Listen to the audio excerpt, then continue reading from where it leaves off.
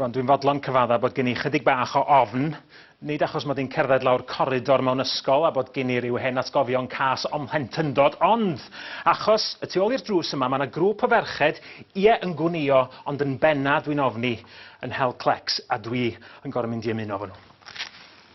Helo! Helo! Lle ydych chi?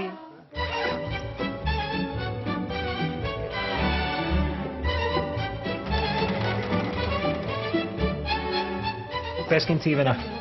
Fi'n neud bach o embroidro gyda llaw i wneud cartref melys gartref fydd yn y diwedd, gobeithio.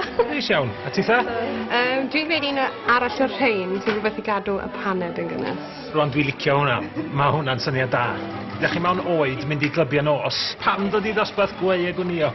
Wel, nath i gyd dechrau dolyg llynedd y fi, oedd mam fel wedi prynu peiriant Gwnio i fi.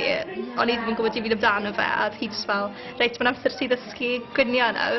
So nes i fel digwydd gweld un o posteri Menter Caerdydd, a bod nhw'n gwneud cwrsiau Gwnio a Pethe. So ni'n meddwl, cyfle da i fi dod o'r peiriant mas o'i bocs. Dwi ddim yn y person talaf yn y byd, felly dwi angen codi hem ar fy nhrowsus yn eitha aml. A nes i sylweddoli bod fi'n gwybod sut i wneud hynny. Pa'n o'r ddau sy'n flaenllaw i chi, Gwnio neu gosip? Sa'n gwybod bach o ddoi yn dda. Gosip yn bendant i fi. Dyna ni'n ama. Os Iwan, esfaint ydych chi'n Gwnio? Lot gormod amser i ddweud ydych chi wedi meddwl, ers pan o'n i'n fach iawn. Mam, nain, hen fodryb, tair ohonyn nhw wedi dylanwadu. Dwi'n cofio nhw'n wneud gwisgoedd i fi efo chwaer pan o'n i'n fach iawn, a wedyn o'n i eisiau defnyddio peiriant Gwnio pan oedd o'n rhy beryclus i wneud.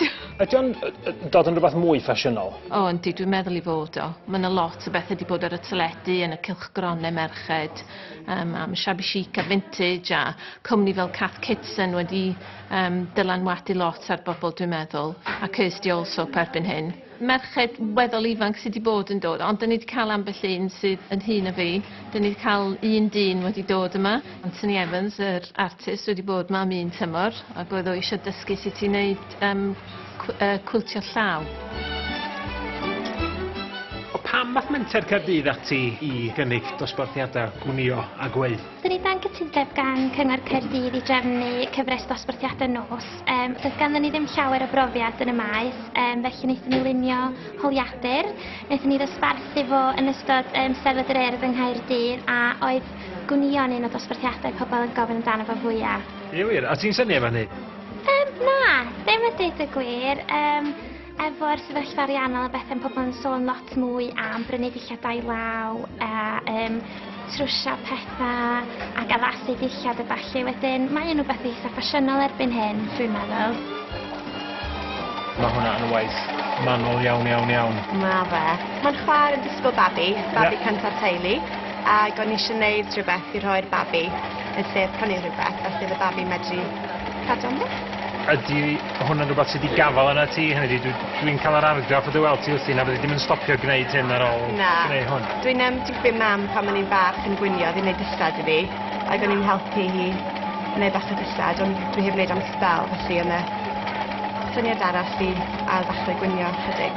Dwi dim ond wedi bod yn dod i'r gwersi ers mis Ionawr, felly dim ond cwbl o nosau yn y gwerth. Cwpl o nosau? Felly tyswn i'n dod i wersi am gwpl o nosau, mi fyswn i'n gallu gwneud cwilt. Dwi'n mynd i gredu di. Mae'n bosib.